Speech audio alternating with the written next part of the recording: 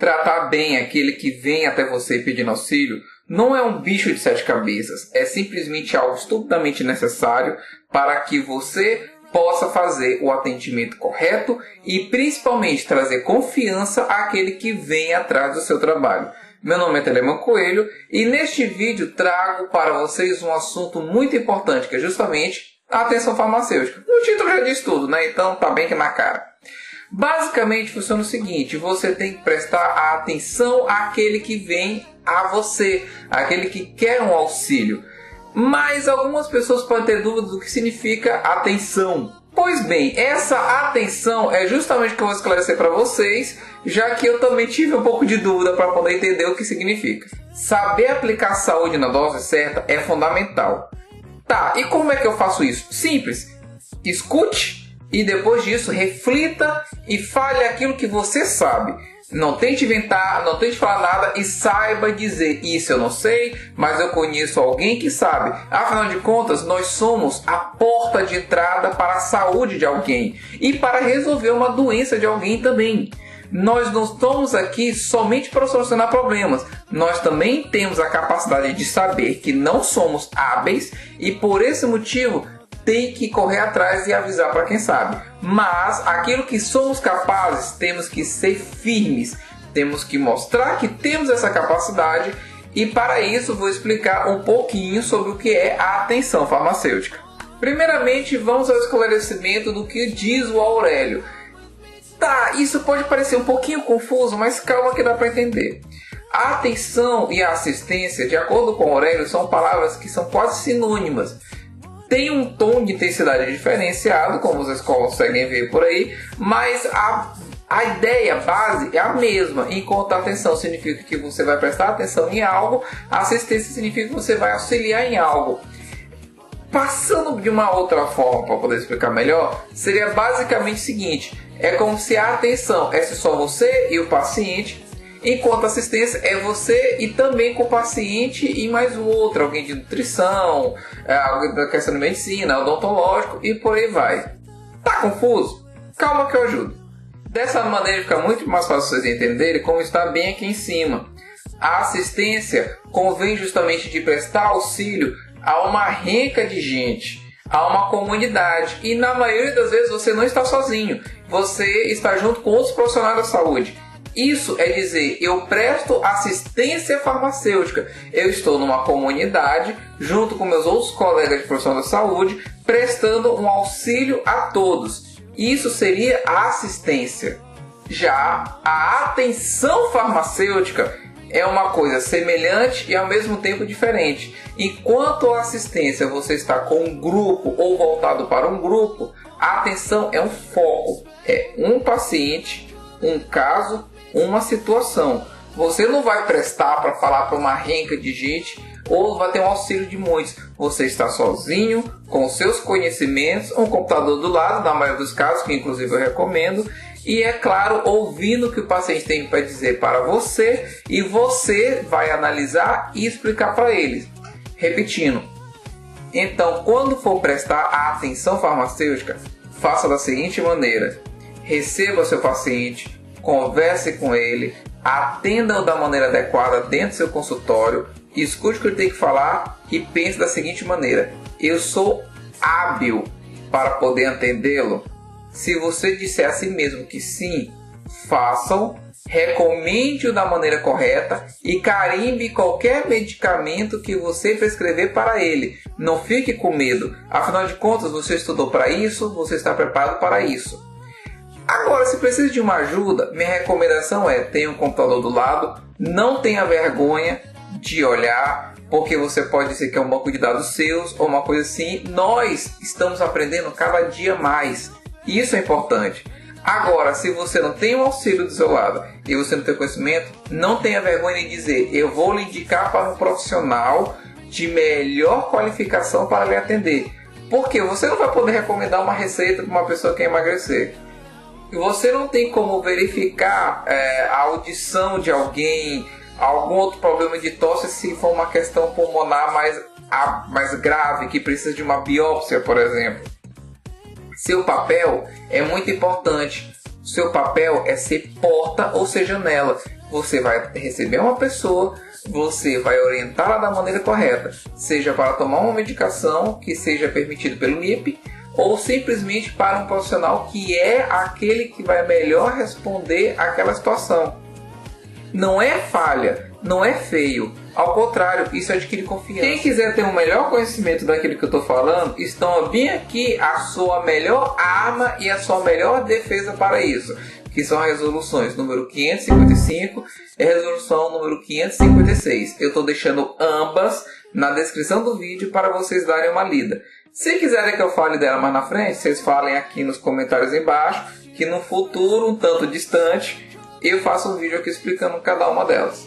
Essas são as minhas referências do estudo que eu fiz. Na descrição do vídeo estou deixando o link para o SlideShare, que é um site especializado em receber slides, e vocês podem fazer o download também por lá. Agora, para explicar ainda melhor do que eu estou falando para cada um de vocês, está aqui uma entrevista que eu fiz com Ana Lopretti, que é uma farmacêutica lá de São Paulo, especializada nessa parte de atenção, que já passou bons bocados nessa profissão, e hoje vai dar um pouco da sua experiência para a gente e também esclarecer algumas coisas, fora que também indicar outras também. Estou aqui com Ana Lopretti, farmacêutica lá de São Paulo, que veio exclusivamente para cá, para Imperatriz, para uma entrevista linda e maravilhosa, e ela contou muitas das suas histórias na ação, na sua atenção farmacêutica, coisas que aconteceram, e é justamente isso que eu vim trazer agora aqui para vocês.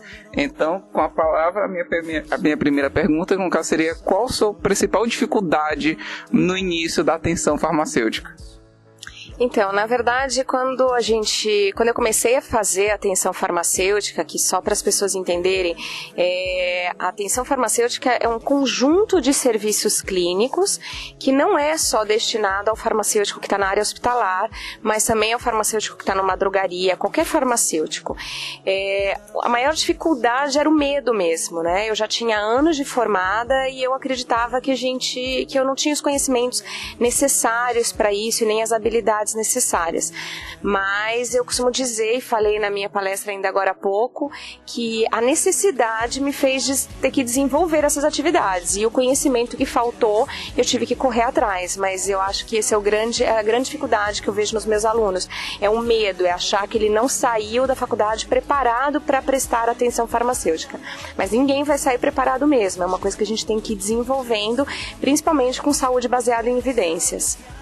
Uma coisa que todo graduando tem, eu também, muita gente tem, é porque assim, na nossa cabeça, nós passamos por farmácia, mas não sabemos o nome de todos os remédios, o que interage com o que, como saber comportar e falar com outra pessoa. Então, por esse motivo que eu lhe pergunto, o que uma pessoa que está terminando de se graduar, ou que já se graduou, precisa aprender para justamente fazer uma boa atenção e principalmente trazer conforto para o paciente, que afinal de contas não adianta você saber de tudo e você não sabe como falar para outra pessoa.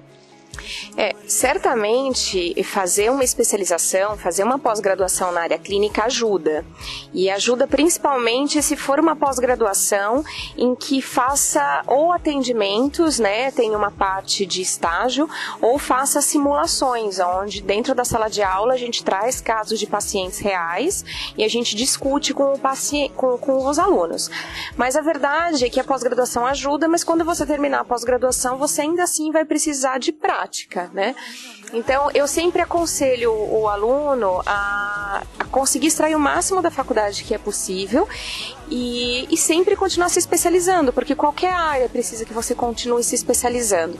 Agora, com relação a você falar assim, mas e como a gente pode saber o nome de tantos medicamentos? Isso nem às vezes eu sei, né? Às vezes o paciente vem com uma medicação nova que eu não conheço o nome. O importante da atenção farmacêutica é que a gente pensa nela como um acompanhamento farmacoterapêutico. Então, você não precisa saber tudo de um paciente. Quando você vai ao médico, ele não sabe tudo a seu respeito. Na verdade, hoje em dia é pouco comum você ir ao médico e sair com um diagnóstico. Ele te pede um monte de exames e pede para você voltar. Então, você como farmacêutico, todas as informações que você já tiver, você pode passar para o paciente. Mas se tiver alguma interação que você quer investigar, né, algum medicamento que você quer investigar melhor para aquele quadro específico do paciente, você não necessariamente precisa dar aquela resposta imediata. Você pode, durante o acompanhamento, né, conversar com o paciente e falar, olha, nós vamos estudar melhor o seu caso e vamos termos uma posição numa próxima consulta. Então, esse medo de que tudo tem que ser respondido na hora, isso não existe em nenhum profissional da área da saúde. A gente tem o direito de querer estudar melhor aquele paciente e se posicionar melhor mais tarde. Aproveitando também nesse assunto, já que também é uma especialidade sua, e foi o que a senhora trouxe para nós, uma coisa muito importante que tem é o seguinte: os algoritmos, que são justamente materiais, listas que tem explicando qual é o passo a passo que você deve fazer para poder fazer bem aquela atenção. Então, onde a gente consegue obter esses algoritmos? Porque esse guia para facilitar a vida de quem vai fazer essa atenção. Então, a gente tem alguns algoritmos, por exemplo, que são disponibilizados em alguns cadernos, alguns fascículos do Conselho Federal de Farmácia, né? Então, quem ainda não é farmacêutico tem que solicitar esse fascículo. Alguns deles existem as fotos já, né? Como a gente comentou hoje à tarde, na internet você acha transtornos menores, né? Algoritmo para tratamento de transtornos menores, a gente consegue alguma coisa. E outras são em livros mesmos e periódicos. Então a gente tem alguns livros, né? Eu estou trabalhando inclusive na elaboração de um fascículo de um livro que a gente discute o caso clínico e fala mais ou menos que procedimento o farmacêutico deveria tomar diante disso. Porque, como eu disse, o algoritmo em si é uma coisa para quando você realmente está perdido, né? Você está no começo. Depois, isso está baseado num raciocínio clínico que foi sobre a palestra que eu dei hoje. Então você tem que ter um raciocínio clínico. Você não precisa mais seguir um algoritmo fixo. Aquilo parece lógico para você. Você vai seguindo aquele raciocínio. Então eu acho assim, estudar, fazer um curso de especialização, ler os livros de farmácia clínica que nós temos disponíveis, né? Se tudo der certo, logo a gente vai ter esse fascículo falando sobre discussões de casos clínicos. Não precisa de um algoritmo fechado. Eu acho que a gente precisa aprender a ter um raciocínio clínico. Enquanto isso, já existem os transtornos menores, principalmente disponibilizados pelo Conselho Federal de Farmácia. E como é que eu, uma pessoa do dia a dia, posso fazer o meu algoritmo? Tem uma fórmula para poder fazê-lo? Na verdade, você tem uma fórmula, né? Esse algoritmo ele é baseado em evidências, que foi um pouquinho do que a gente discutiu hoje de manhã também. Fazer saúde baseada em evidências significa obter do que já foi publicado, do que já foi relatado por outros profissionais, né? Então, é lógico que para você fazer um algoritmo, é sugerido que você seja especialista naquela área, né? Que você não faça aquilo simplesmente, por exemplo, você se formou, eu quero montar um algoritmo para alguma coisa. Que você tenha se especializado, que você tenha estudado um pouco mais essa área. Mas como que foi estipulado isso? Aquele algoritmo, por exemplo, de enxaquecas, né? E cefaleia que eu apresentei. Por que é decidido que se for uma dor latejante não é para o farmacêutico prescrever? Porque isso são características de enxaqueca.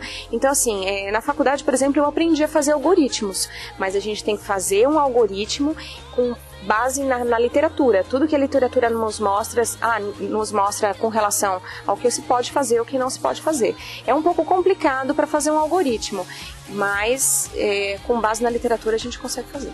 A senhorita disse há pouco que está fazendo estudos e montando um livro, no caso. Já tem algo publicado? Então, a gente tem um livro publicado de atenção farmacêutica, né, sob a coordenação do Paulo Caleb, também lá de São Paulo, mas é um livro que, por enquanto, ele era em um único fascículo. A gente tem colaboração de farmacêuticos do Brasil inteiro. E agora esse livro ele vai ser fracionado em 5 a 6 fascículos, né? Os 5 fascículos já estão prontos e o 6º fascículo, o professor Patrick Cruz, que é de Belém do Pará, e o professor Wellington, que também é chefe de farmácia clínica em Aracaju. Nós estamos elaborando, fechamos o contrato essa semana, e estamos elaborando um fascículo só para auxiliar o farmacêutico, com vários casos clínicos e, né, de simulações, como o farmacêutico deveria atuar e reagir diante desses casos. É melhor, inclusive, do que um algoritmo, né? Porque ali a gente vai mostrar situações em que, por exemplo, não há só uma dor de cabeça, a um paciente como um todo. Ele pode ter uma dor de cabeça, mas está usando medicamentos para tratar outras condições clínicas que precisam ser avaliados em conjunto. Ok, muito obrigado pela sua presença. E aqui nós vamos nos despedindo da nossa entrevista. Espero que vocês tenham gostado e que tenham aproveitado muito desse material e desse conhecimento lindo e maravilhoso aqui do meu lado. Obrigada, gente. Foi um prazer. Até qualquer dia. Antes que eu me esqueça, um recadinho rápido. Devido ao fato de ainda estar na parte acadêmica, de fazer TCC, etc, os vídeos vão ser na última quarta-feira de cada mês. E se por acaso der para fazer isso, eu faço. Se não, vai ser na última quarta-feira de cada mês mesmo. É somente isso mesmo. Se vocês puderem me dar aquela forcinha marota, compartilhem com seus amigos, que assim vai dar uma força para mim e vou ter uma noção do que, se vocês estão gostando, se o conteúdo está sendo interessante. E qualquer crítica de maneira construtiva, sem xingamentos, também aqui na descrição. Muito obrigado por tudo. Fiquem com Deus e até a próxima. Tchau.